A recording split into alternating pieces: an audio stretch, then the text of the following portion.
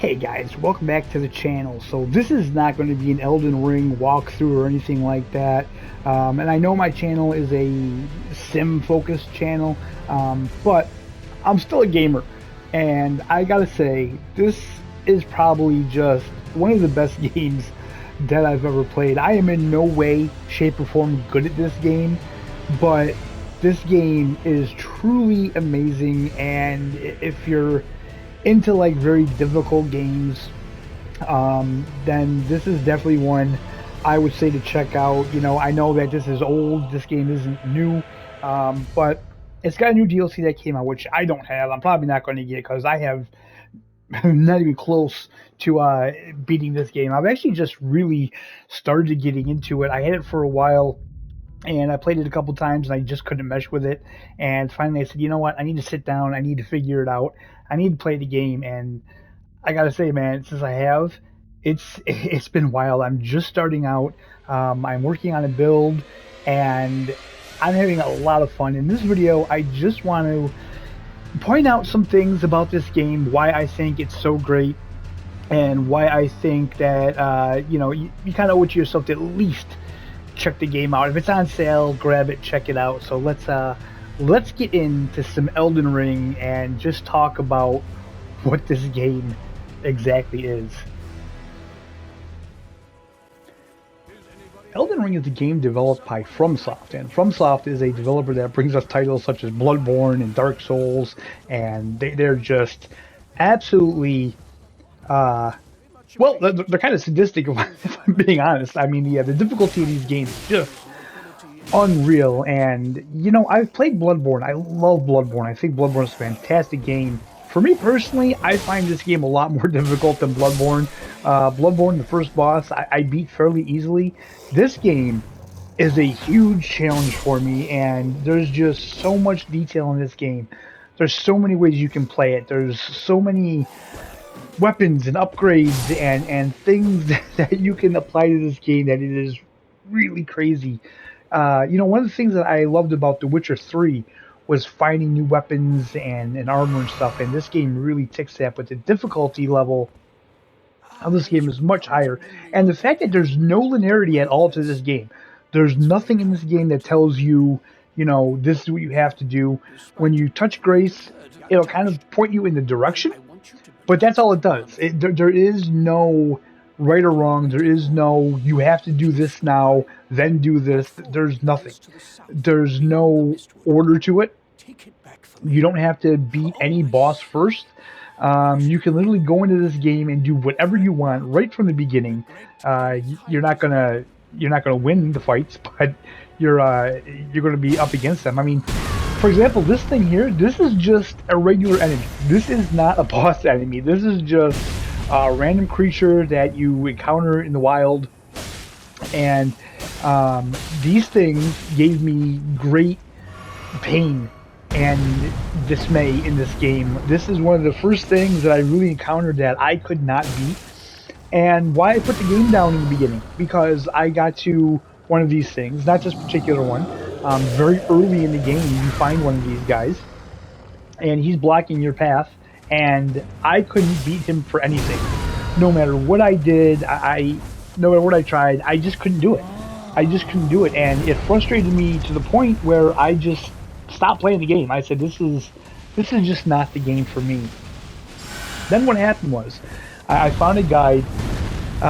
It says, I think it was something like how to get OP very quick, and let me just say that I'm far from OP. Okay, like I'm not one hitting this thing, and matter of fact, I died. I died fighting this thing. But that guy did help me. It did help me level up and stuff like that. And there's a couple weapons that you can get early on without fighting. If you're good, if you get the horse early on, you can run there and get them. But the name of this game is persistence. As you can see, he killed us. I came back. Now I'm using the Ashes of War, I believe these are. Don't quote me on that. No, those aren't the Ashes of War. This is the little silver bell that you get. So I got my 3 spirit wolves with me to help fight this, and you know, I tried to fight a boss the first time without using them, But honestly, there's no shame in using it. Anything you can use to help you get an advantage of these things. There's no right or wrong way to play this game again. As I said, this is a game mechanic. It's in the game. The developers obviously want you to use these things. So I say go for it. I mean, I know there's a lot of purists out there. And hey, if you want to play the game that way, that's fine. If you want to play the game and you don't want to use any of these kind of assists, I guess. Again, I don't see where there are assists. Um, but yeah, that's how the game is meant to be played. So we took him down finally. That was the second try. And now we get to this point here where in the beginning when we were talking to that blonde haired dude, this is actually his fort that we have to take down. And this is a very difficult fight, even now. The thing is with this game is that when you have multiple enemies, it's tough. Okay, it's really tough. And the thing I like about the game the most, believe it or not, is the difficulty, because this is one of those games where it's going to make or break you. And it's fine. Like, literally, if this game breaks you and it's one of those games where you're like, no, this just isn't for me, that's fine. Because in reality, this game is not for everybody. I'll tell you right here now. Back in my younger days, I would have never picked this game up again. I would have dropped it, and I would have just let it go. Because oddly enough, in my younger days, I had way less patience for this kind of thing than I have now.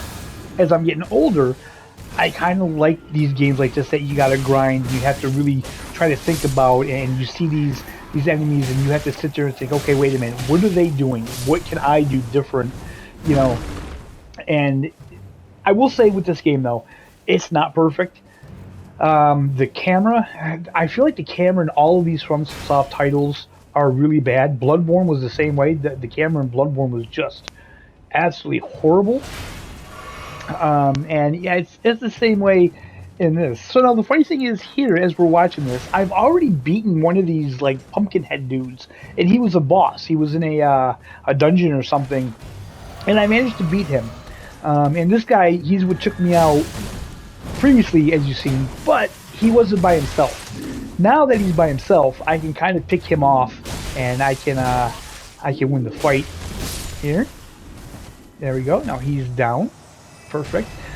The art style in this game is just awesome. I mean, I absolutely love it. I think it's just a fantastic look.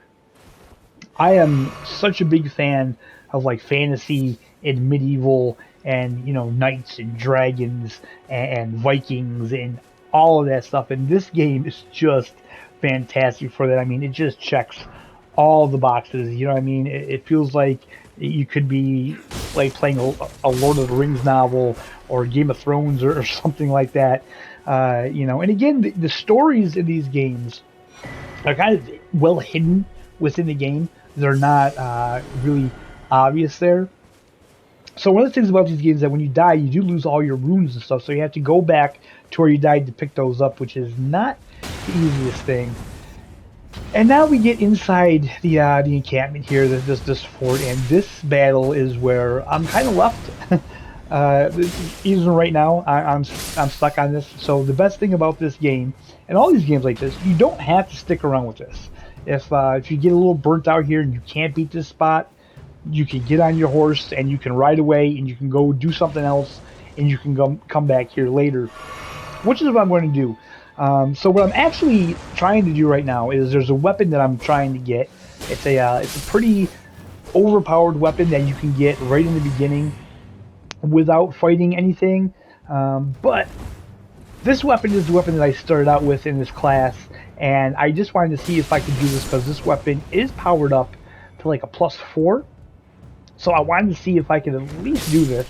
And it's not the weapon, it's my skill. that's the problem.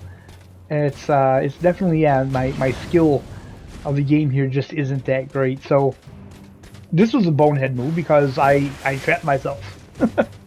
But again, that's just brings me to the point of this game where it's just try, and try again until you get it right. And I do like the fact that you can keep trying. If you die, it's not that big of a deal. And again, you are going to die. You are going to die so many times, it's not even funny. So this is the very opening area that I kind of skipped over to get things. Again, I see the video and it showed me a way to level up and get a little stronger before you really start the game without having to get into any fights. It's pretty cool. If you guys are interested in it, maybe I'll link it in the comments or something like that. But overall, man, I'm having a lot of fun with this game, even though it is probably the most frustrating and difficult game I've ever played. But I find myself just drawn to it, and I watch a lot of YouTube content on this game, and it's really fun because not not any two people go about the game the same way. Since it is an open world and it is not linear and you can go anywhere you want right from the beginning of the game, no two people are going to play the game the same way twice. No two people are going to hop in the game and go the same place and fight the same bosses. I've seen so many people play the game, and this guy, this first boss he fought was this one, and this one he fought a completely different boss the first time. And I really think that's part of the charm of the game is the fact that you can do whatever you want and experience the game any way you want. So right now we are in this opening encampment here, and this was for me in the beginning of the game when I first started playing this game without leveling up or anything. This was so difficult for me. This was so difficult. Like, I could get most of these guys down, but the last soldier in here, he's this big dude that he kind of just patrols the middle of the area. He walks up and down. He's got a big shield and a spear. He was always just the worst for me. He was so difficult for me to kill. But now he's less difficult for me to kill. He still isn't easy, but he's still less difficult for me to kill. And again, this is just one of those games that I feel if you're a true gamer and you like challenging games, this is the one you owe yourself to check out. I mean, this and Bloodborne, for me, I feel they're two of the best games of this generation. I feel like just the I don't know, the whole feel of it. I feel like it's such a unique kind of way to play a game, and the difficulty of it is insane. Yes, it is, but it's not impossible. Like, literally, these guys, they have movesets that if you just watch them, if you don't run into battles, which I am totally guilty of, running into battles and not really just studying the person and seeing what they do, you can totally overcome any one of the enemies. It's just be patient, sit there. My advice is just kind of watch their moveset, see what they do, and it'll be easier. Again, I don't follow my advice, but it is what it is. And I gotta say, like, the graphics in this game, they're not revolutionary by any means, but just the art style of it is just fantastic. And even the performance of the game, even on PS5, it does have stutters and a little bit of FPS drop here and there. And as you can see, like, the grass textures are popping in. Now, I do have this set for FPS priority over visual quality, because when you have the visual quality on, I found with the ray tracing and stuff, you do get a lot more stutters and stuff like that. I really feel like in a game like this, it has to run as smooth as possible. One of the things about Bloodborne that people really want to see in a remake is that 60 FPS, because at 30 FPS fighting some of the bosses, it wasn't as smooth. And yeah, it's just, for a game like this, you really need a 60 FPS kind of thing. And it's weird for me to say because I've never really been an FPS guy, but I totally get it now in games as this and as Bloodborne as well. And honestly, the only thing I would say is I really, really, really want to see FromSoft do something about the cameras. The cameras in these games are horrible. The clipping when you get in a corner and stuff, it's just, some of the camera angles are just horrible. And when you fight these big, huge, giant bosses, The camera stays in so close, and you can't pull the camera back, which I feel like would be you know, a huge advantage to some extent. But yeah, the cameras in these games are just not good at all. So this game is pretty much like a looting type game. You want to find stuff, but the problem is it's so overwhelming. The things that you get, the things that you find, and you don't know what they all do and what they're all for.